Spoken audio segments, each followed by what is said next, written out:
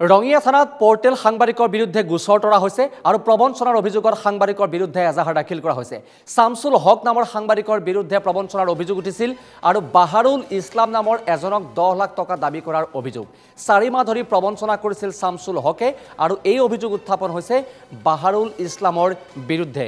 আমি জনাইছো শেহতীয়াকৈ ৰাজ্যত দেখিবলৈ পোৱা গৈছে যে পোৰ্টেলৰ যিটো জুৱাৰ এক প্ৰকাৰ আৰম্ভ হৈছে আৰু একাংশ লোকে সেই পোৰ্টেল সাংবাদিকতাৰ পৰিচয় দি বিভিন্ন সময়ত ধন দাবী কৰাৰ দৰে অপকৰ্মত লিপ্ত হোৱা পৰিলক্ষিত হৈছে আৰু যাৰ বাবে সমগ্ৰ সংবাদ মাধ্যমে যেন এতিয়া কলংকিত হৈ পৰা পৰিলক্ষিত হৈছে।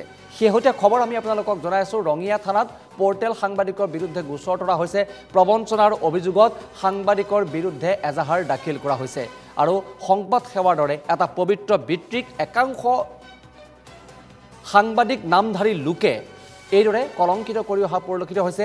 শামছুল হক নামৰ সাংবাদিকৰ বিৰুদ্ধে প্ৰবঞ্চনাৰ অভিযোগ উত্থাপন হৈছে আৰু বাহাৰুল ইছলামৰ দৰে বহু সাংবাদিকে শেহতীয়াকৈ দেখিবলৈ পোৱা গৈছে যে তেওঁলোকে যিকোনো এটা চেনেলৰ নাম লয়, যিকোনো এটা ৱেব পৰ্টেলৰ নাম লয় আৰু শেহতীয়াকৈ দেখিবলৈ পোৱা গৈছে যে প্ৰত্যেকজন লোকেই যেন এতিয়া একোজন সাংবাদিক বা সাংবাদিক মুখাধাৰী ব্যক্তি এনেকৈ এটা পৰিচয় দিবলৈ আৰম্ভ কৰিছে। কাৰোবাৰ ফেচবুক এটা পেজ থকা মানে তেওঁ এজন সাংবাদিক হৈ পৰিছে আৰু সেই পেজটোৰ আলমতেই বিভিন্নজনক ধন দাবী কৰিবলৈ আৰম্ভ কৰিছে আৰু সাংবাদিকতাৰ যিটো পবিত্ৰ বৃত্তি তাক কলংকিত কৰিবলৈ আৰম্ভ কৰিছে একাংশ দুষ্কৃতিকাৰীয়ে। আৰু যদিহে এনেধৰণৰ সাংবাদিকতাৰ মুখা পিন্ধা একাংশ লোকক নাকি লগোৱা নহয়, তেতিয়াহ'লে পৰৱৰ্তী সময়ত এই সাংবাদিকতাৰ সৈতে সৎভাৱে জড়িত সমগ্ৰ লোকখিনিয়ে কিন্তু এক প্ৰকাৰ যেন কলংকিত হৈ পৰিব বা তেওঁলোকৰ গালৈ যেন দুখ আহি পৰিব সেয়া কিন্তু নিশ্চিত। কাৰণ দেখিবলৈ পোৱা গৈছে এতিয়া হাতে হাতে মোবাইল, হাতে হাতে ফেচবুক পেজ আৰু ফেচবুক পেজ মানে যেন হৈ পৰিছে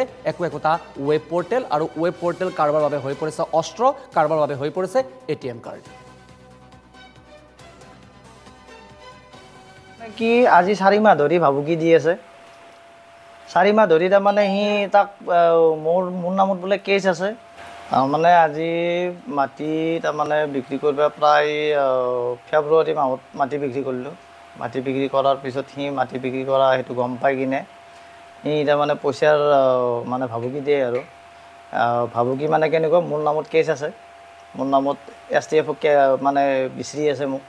তাৰপিছত STFৰ কথা কৈ কিনে সি তাৰমানে প্ৰথমতে 10 লাখ টকা খোজে, 10 লাখ টকা খুজি কিনে তাৰপিছত 5 লাখ টকা খোজে, 5 লাখৰ পৰা 3 লাখ খোজে, 3 লাখৰ পৰা সি 2.5 লাখ খোজে, লাষ্ট সি 1.5 লাখ টকা খোজে। তাৰপিছত মই ভাবছোঁ এইটো মানে ফল্ছ, সেইকাৰণে মই সেই পইচাটো দিয়া নাই। নিদিয়াৰ বাবে সি লাষ্টত যাই কিনে মোৰ লগৰ বন্ধু এটাজনৰ লগত মানে পেগ হৈ কিনে এই মানে কল ৰেকৰ্ডিং কৰি মোৰ ঘৰত তাৰমানে মাল থৈ কিনে মানে ড্ৰাগছ মানে নিষিদ্ধ বস্তু থৈ কিনে তাৰমানে মোক ফচোৱাৰ কাৰণে তাৰমানে অপচেষ্টা কৰি আছে।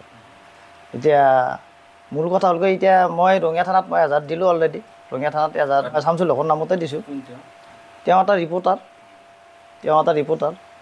এতিয়া কথা আজি কি শান্তি মানে তদন্ত কৰি কিনে এতিয়া মইতো সাধাৰণ সৰু এখন ব্যৱসায় কৰি কিনে মই চলি আছোঁ। এতিয়া যদি মোক তেনেকুৱা পায়, যদি মানে ড্ৰাগছৰ বেপাৰ কৰোঁ, কিবা বেপাৰ কৰোঁ, তেতিয়া মোক পুলিচে আহি কিনে চাই কিনে মোৰ গোটেই মোৰ খালা তালাচি কৰি কিনে লৈ যাওক। আজি বাৰু মই বেপাৰ বাণিজ্যত মই গুচি যোৱাৰ পিছত যদি মই ঘৰত মোৰ মাইকী থাকে, তাৰপিছত আহি কিনে যদি আকৌ এটা বস্তু বাহিনী থৈ যোৱাৰ পিছত যদি আকৌ পিছত ফচাই দিয়ে, তেতিয়া মোৰ কি অৱস্থা।